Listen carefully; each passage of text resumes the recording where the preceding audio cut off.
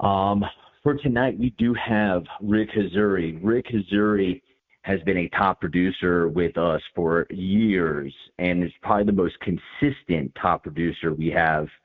I remember, when I got started, Rick Hazzouri was on speed dial, and I would call him for all kinds of help, sales help, when I planned my travel trips, when I was going and traveling places and running appointments.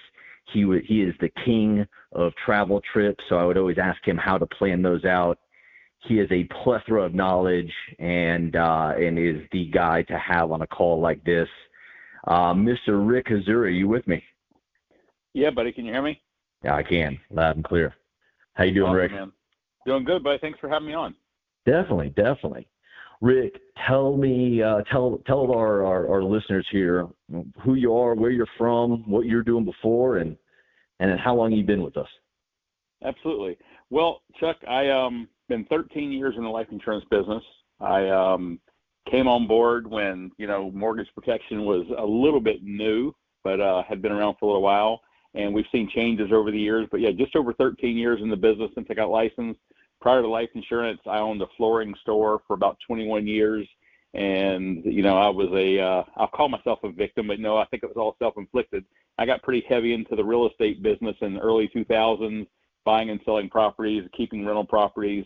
And when that market went down, it just, I didn't see the writing on the wall soon enough. It took me out with it. So between the real estate market, taking out my houses, and then the flooring store, we had gotten pretty heavily into working with a lot of real estate investors that I'd met over the years. We had almost backed out of retail completely. And so, when the real estate market crashed in '08, it took out both of my businesses, and we went from about $300,000 in income to about $30,000 a year in income overnight. And so it was a scramble. I was taking every possible job I could find. I was answering every ad I could find, and came across the insurance business on a Craigslist ad that Jared posted. Jumped in slowly. I had a lot of other stuff going on.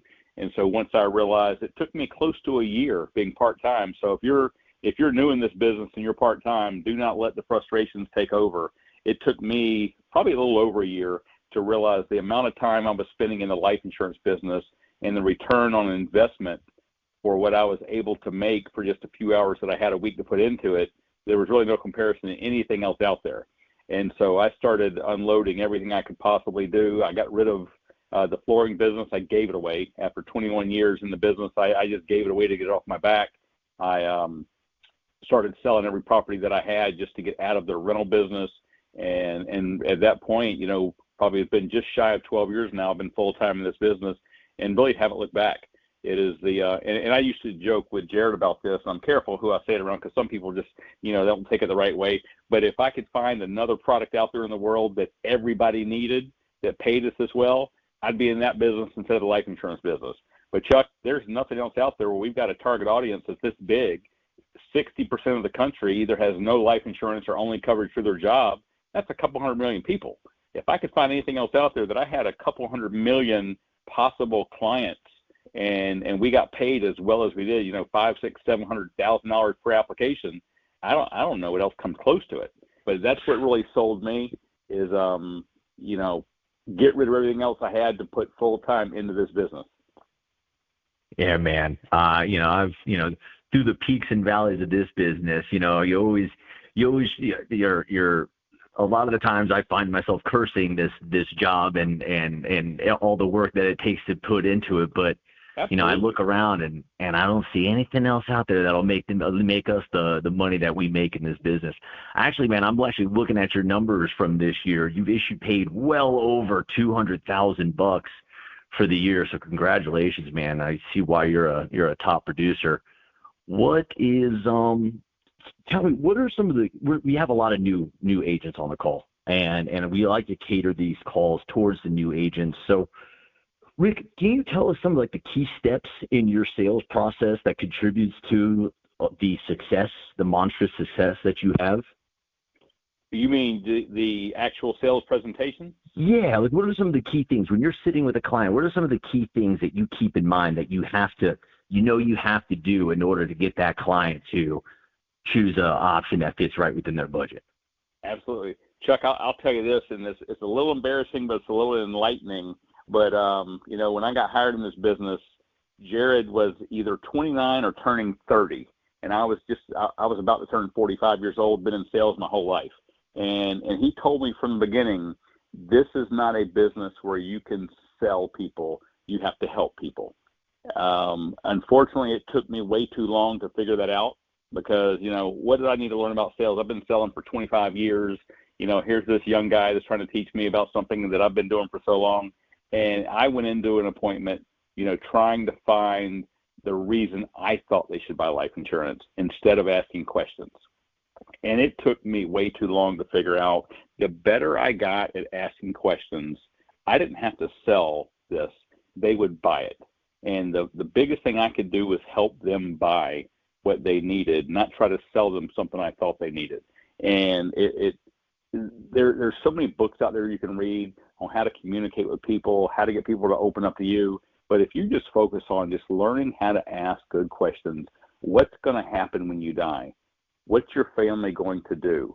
What do you currently have in place? Then what's going to happen? How's that going to look? Is that what you want? It's as simple as asking, the who, what, where, when, and why. Who gets hurt when you die? What do you currently have? Where do you want them to live? When are they going to run out of money? Why haven't you done something like this sooner if they've already identified all the problems that are going to be and really helping them get out of their own way? But Chuck, I tell you, if people take nothing more from this call than one point, the better you get at asking questions and quit telling people things, the more money you're going to make in this business. And it breaks down to that simple thing. Get out of your own way. Quit telling people how smart you are. Quit telling people, how great Mutual of Omaha is or Foresters or any other company that we use. Quit worrying about anything other than what's going to happen when they die, how's that going to affect their family, and dig in deep. When they tell you they need $100,000 worth of coverage, don't start giving quotes. That's when you just start asking better and deeper questions. Why do you need $100,000? What's going to happen if you don't get it? How long are they going to be okay if you don't get it? And really make them bury themselves in so much information for how screwed their family's going to be if they don't get it. Chuck, if nothing else, that's where I started making money in this business, is learning how to ask better questions. Absolutely, man. Absolutely. When I finally figured out when asking the questions, they pretty much sell themselves. If you Absolutely. ask those questions, man, and they'll lead themselves down the track that you want them to go down, as long as you're asking those right questions, man. I love it. Are there like a set amount of leads that you get a week? Is there a set amount of appointments? Like, what are some of the key metrics that you follow for yourself in order for you to know that you're going to have a successful week and month? Well, I'll tell you this, it changed over the years because when I was brand new in the business, and not to really jump on a soapbox here, but please just don't ever complain about leads. I mean, when we first got into this business, our leads were, let me tell you what we had, Chuck. We had a name, we had a phone number, and we had a mortgage amount. And these were not even people who responded. These were just what we called back then, they were telephone data, and that's all it was. And we would sit down and call, 200, 300 people in a day just to try to schedule 3 or 4 appointments. And so, but for me, that was a long time ago. So I don't want to get on my, back in my day kind of thing. But that's the way we learned the business is you grab, 100, 200 of those, you dial each one of them 3 or 4 times, you roll through them and keep going. And if you can pull out of 200 dials, if you can pull 3 appointments out of there, you're a stud. And so that was how my business was built. So we learned that it's a lot of phone calls. But what else could you do that's so easy? You're sitting, in your living room, you got your feet propped up, you got a stack of leads next to you, is heated, you got the fireplace going, whatever the case may be for how cold it is where you are, and you're making phone calls. You get paid to make phone calls. And that's how I had to train my brain. But for me, Chuck, it's a standing lead order. And if anybody on this call does not have a standing lead order, I'm going to tell you right now, set something up, because that does a couple of things. One, it makes sure that you've got leads coming in constantly. Every day you've got a fresh lead or 2 or 3 or 5 to call that are coming in. And 2, it makes you realize you're actually in business. It's not a selective thing. Do I want to get leads today? Do I want to make calls today? You're actually committing to this business. I know it costs money, so I'm not telling you to go out there and buy 10 A leads or 20 A leads or 30 A leads. You've got to do what your budget will allow, but you also got to push yourself because, again, this is an opportunity. This is not a job. This is a business opportunity that you can get into for a few $100. And a lot of times we don't realize how easy it is to make the amount of money we make, but it does take a commitment. You don't have a boss that's telling you how many calls to make. You don't have anybody telling you how much money you have to spend. That's up to you. But the only thing you have to realize is the more money you spend on leads, the more opportunities you have to make money. And if you don't have those opportunities, you're not in business anymore. And so it's set up a standing lead order. And, I've dropped mine back some over the years. I mean, I used to have 5 counties around me where I had standing lead orders and the 5 counties are right around me. But I've also done them in different states. But that is where the real part of this business comes in is when every day you've got money going out the door. And I'm not going to sugarcoat that. I mean, it's money going out the door. Every lead is money going out the door. So what are you going to do to recover it? How fast are you going to recover it? And how hard are you going to work to recover that investment? And that's what this business is all about, is really putting yourself in the same position that, if you went to work for somebody that your boss would put you in. Hold yourself accountable. And part of that is start with a standing lead order and then really develop it from there. Once you get good on the phone, once you get good at targeting what your strength is, then you can start customizing. Hey, I'm going to go out and buy these leads and those leads and really start to specialize in something, a part of this business, whether it's final expense or mortgage protection or life leads, whatever it may be. But that's where the money's made, is that commitment to the business. That's how it starts. And for me, I still remember the first time I ordered 10 A leads. It was for me, I was officially in the business at that point because I knew I had skin in the game and I had to go work those leads to death. And for me, I called them, I went out and door knocked them. I was going to resolve every single lead. I wanted every one of those people to either buy or tell me no to my face.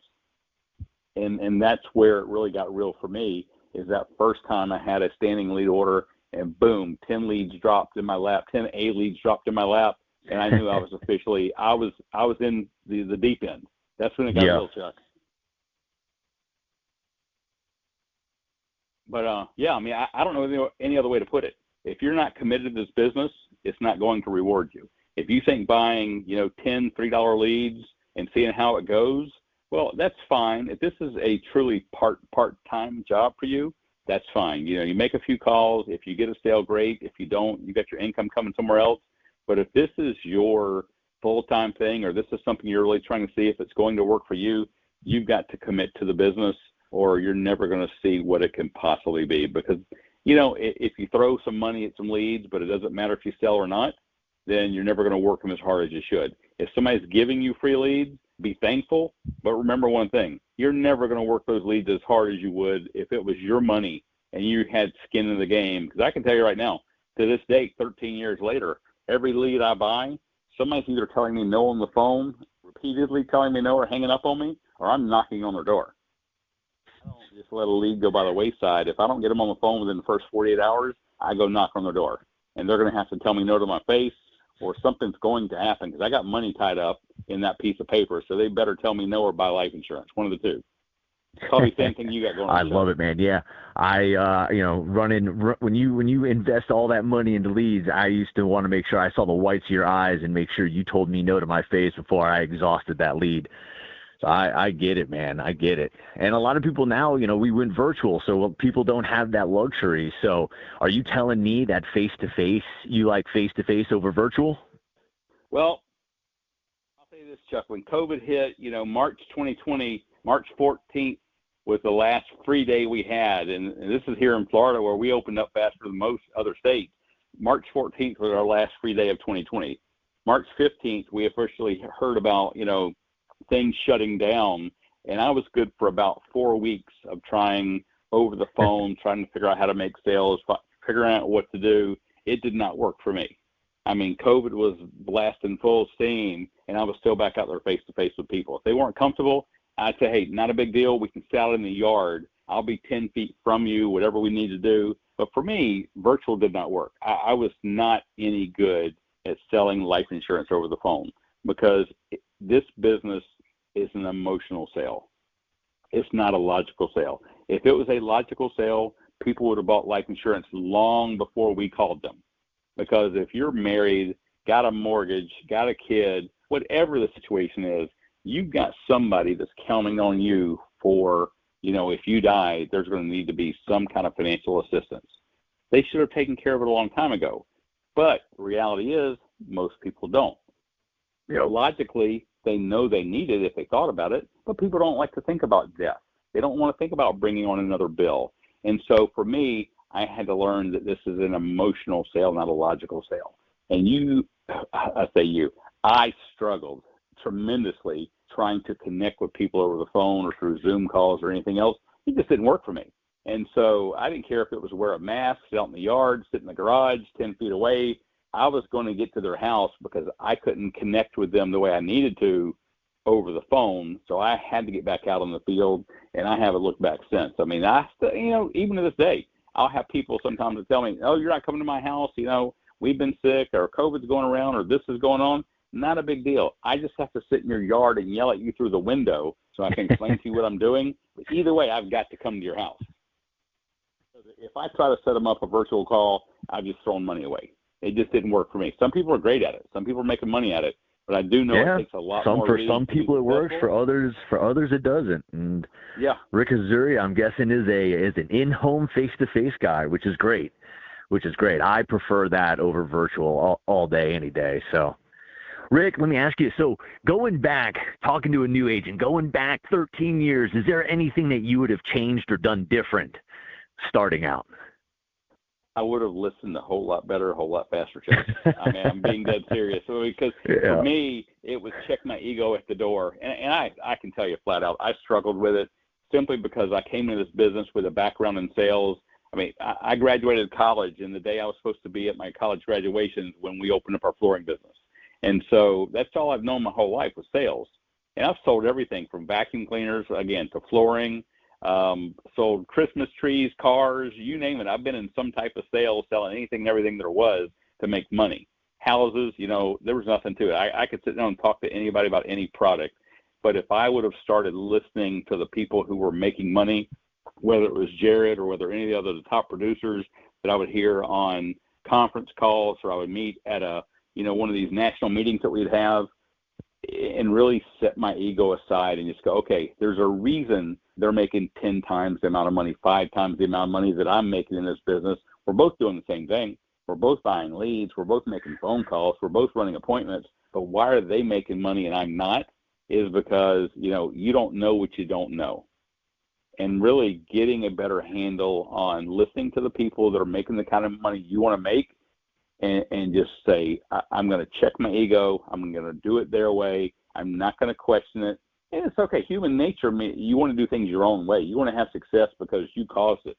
But there's nothing like taking the easy road and listening to the Chuck or the Nates or the guys that are really making the money that you want to make here and going, why don't I just do it their way? Give it 60 days of doing it their way. And if it doesn't work, then I'll either quit or try it my way. But to start off, to come into this business without having the experience, without having the knowledge of the life insurance business, the mortgage protection business, the in-home sales business, and have somebody that's making $300,000, $400,000, $500,000 want to teach you directly, it's crazy not to do that. And I was, embarrassed to say I couldn't do it because Jared was so much younger than me, and I didn't know what he knew. And he just tried to tell me flat out, and I didn't want to listen. It took me a long time to figure out that, just listen to the people who are making the money, and you'll make money a whole lot faster. Absolutely, man. Yeah, that was definitely something I had to work on at the beginning, shutting my mouth and listening. But listen, Rick, man, we're coming up to the holiday season. We just had Thanksgiving. Christmas is coming real quick on us, man. So are there any things that you change, or do you change your approach during the holiday season, to make sure that you're able to hit your numbers? Absolutely. Yeah, this is, and Chuck, the wording may not be right, but for me, this is the time to panic. I mean, this is full blown get in panic mode, because we've got about a 2-week month that you have to work to hit your numbers. You've got from now until the 15th, 16th, maybe the 17th before people really get hard to deal with. And not saying that you're not going to hear the excuses now, because if somebody was dialing 2 weeks ago, they probably already heard it. Oh, we got family in town. We're going out of town. We're getting ready for Thanksgiving. We've got this to do and that to do. I don't care. People die Thanksgiving Day. People die Christmas Day. Our job is to get in front of them as fast as we can. And so this is really the time to ramp it up and go into full-blown panic mode going, I have got to get my, whatever that number of appointments is that you're shooting for a week, you better double it. Because the week before Christmas and the week after Christmas, you're going to have a hard time sitting down with people and getting their full attention. So treat it right now like you've got 2 weeks to take care of your December numbers. And it might be second week of January before you're starting to pin people down again. And here's the thing that it took me a long time to learn, Chuck.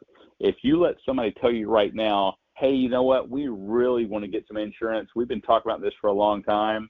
This is something that's really been on our mind. We've been talking about it, praying about it, talking to our friends about it. We really want to get some coverage. But can you just call me back the first week of January? Never going to answer the phone when you call them back in January. So don't get excited. Don't think, hey, I've got 2 or 3 sales lined up next month. As soon as you kick the month off, it's not going to happen because they're going to recognize your number when you call them in January. They're going to know you're the sales guy. Click, you're going to get their voicemail. You better put the pressure on right now and absolutely go, hey, look, I'd love to call you back in January. I can't. My boss is on my back. I got to get this handled within 48 hours. So when's the best time to catch up to you, tomorrow or the next day? Oh, we're so busy. So am I. I've got like 48 people just to see what time's best for you. Oh, we don't get home until late. That's okay. I work late. We leave really early. That's okay. I start early. I don't care what it is. If you don't catch up to them now and you try to set that, this is a guaranteed sale for January, I can guarantee you they're never going to answer the phone when you call them in January. So get it done. You've got 2 weeks, and panic is full-blown how I look at things. I got to get it done now. Absolutely, man. And some of the biggest sales I've ever made have come in the month of December. It is crazy. I can always count on, if I'm able to get in front of you, you're not wasting your time. Because it is Christmas time. We got people going on vacation. If you're able to get with them, sit in front of them, you're almost definitely going to be writing a policy on that day. So, cool. Well, Rick, man, listen, we got a bunch of new people on the phone. If you could leave any little nugget with a few of our new people, what would it be? Leave us with a nugget, Rick. Biggest nugget for this time of year is just something you just said, Chuck. Some of your biggest sales are going to come this time of year. Unfortunately, people are going to remember the people that they lost this time of year. And not to get, too deep and emotional on a Monday night, but if they've ever had a death in the family, Thanksgiving to the holidays, that's something that hits them harder than any other time of the year, because they're sitting around the Christmas tree or they're having Thanksgiving dinner and things are not quite right for how they used to be.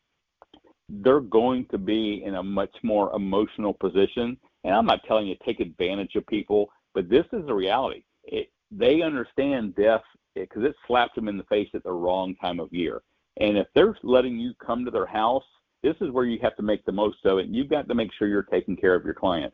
If they're letting you come to their house on the 22nd of December, they are serious about wanting to buy life insurance. They know the importance of life insurance. Make sure you're doing the right thing. Ask good questions. Take care of them. Solve that problem before it happens and they die and leave their family in a bad situation. But this is the time of year that you're going to have fewer appointments, but you're going to have a higher percentage of closes. Make sure you're doing it right. Make sure you're pushing your way harder into the appointment by being tougher on the phone, get better on the phone. When you get that appointment, make sure you're asking good questions and let people tell you their story. And it's going to get emotional. I mean, you start hearing stories about people dying. I've had 44 death claims, Chuck. 13 years, I've had 44 death claims. And so you're going to have some horrible stories. And the more insurance you write, the more horrible stories you're going to have. Take care of people. You're going to take care of them. You're going to make a lot of money doing the right thing. And that's all it is. Get in front of people, ask good questions, help their family, and help yours at the same time. Good stuff, man. Rick, I appreciate you being on the call tonight, sharing your knowledge with the crowd here.